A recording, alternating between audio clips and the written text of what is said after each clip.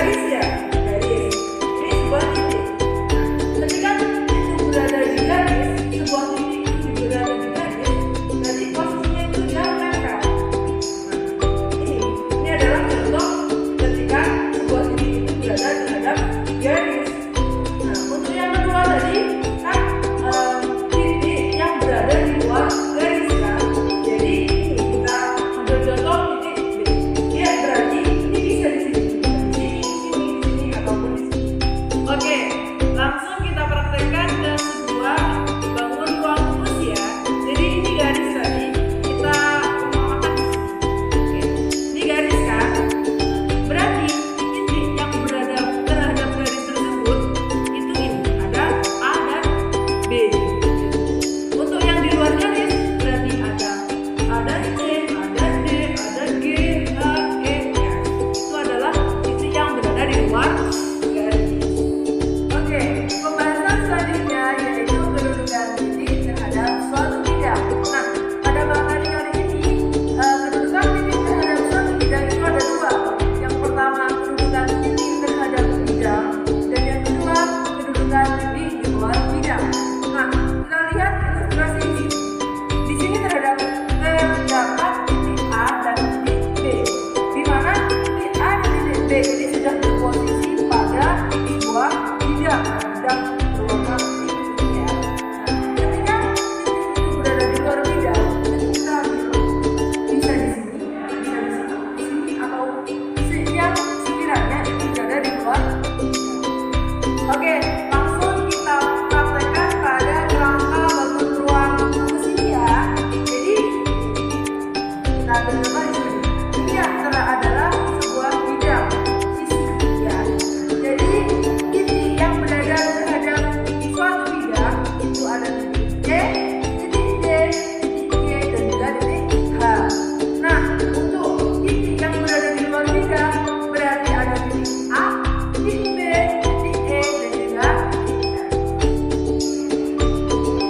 Nah, pembahasan yang selanjutnya yaitu tentang kedudukan garis terhadap garis lain. Nah, pada materi ini dibagi menjadi tiga, yaitu dua garis yang berpotongan, dua garis yang sejajar, dan dua garis yang bersilangan. Yang pertama yaitu dua garis yang berpotongan. Kita ambil contoh ini ya. Tadi kita memakan sebagai garis, ini adalah sebagai sebuah bidang. Kita ambil contoh ini. Ketika sebuah garis itu berpotongan, itu akan memiliki titik pertemuan, yaitu titik pertemuan antara dua garis tersebut. Di sini titiknya adalah di sini, di pertemuan antara garis yang satu dengan garis yang lainnya. Oke, kita langsung praktekkan ke kerangka rumus ya. Jadi posisinya itu seperti ini. Nah, ini. Di sini terdapat garis, yaitu garis EF dan garis FB. Berarti titik dari persekutuan dari garis tersebut yaitu titik F. Nah, ini tadi titiknya berada di F. Untuk bisa bentuk yang lain, jadi sebuah garis yang berpotongan itu ada juga yang berbentuk seperti ini. Ini kita ambil contoh ini ya. Nah, ini ada garis E, B, dan juga ada garis F, A atau AF gitu ya. Titik persekutuannya itu berada di tengah, yaitu titik pertemuan antara dua garis. Kemudian yang kedua yaitu dua garis yang sejajar. Nah, bisa dikatakan dua garis yang sejajar itu kita langsung praktekkan ya. Jadi ini posisinya itu seperti ini. Ketika mereka menjauh pun mereka tidak akan saling bertemu gitu. Tidak akan saling bertemu dan tidak akan saling berpotongan. Dan kedua titik yang sejajar ini tidak akan pernah memiliki titik pertemuan. Kita ambil contoh di sini.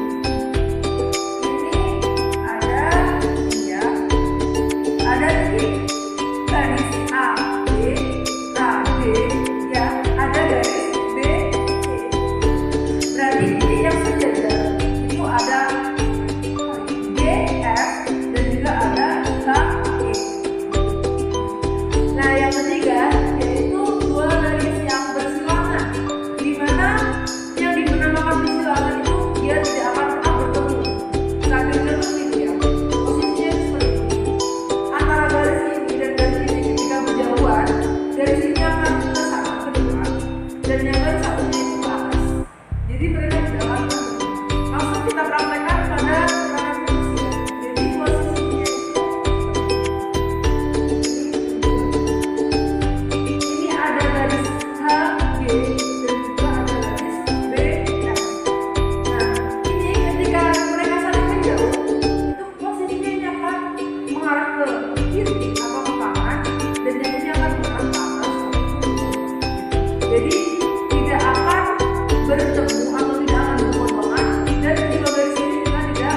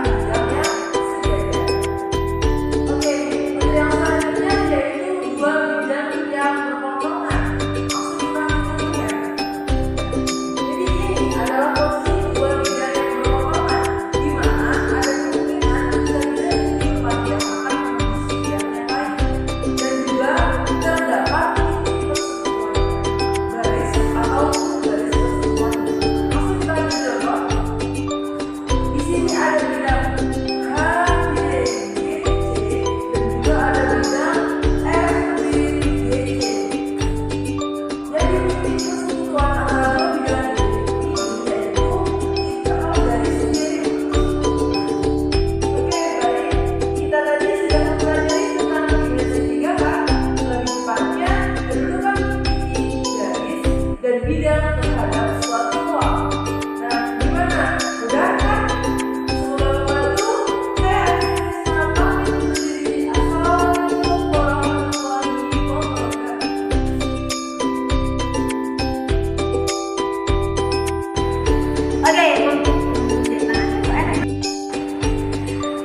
Untuk pembahasan selanjutnya yaitu tentang kedudukan bukti terhadap suatu bidang. Nah, pada materi untuk pembahasan yang awal yaitu tentang kedudukan kentang. Assalamualaikum warahmatullahi wabarakatuh. Hai teman-teman, di sini saya dari Matematika 1.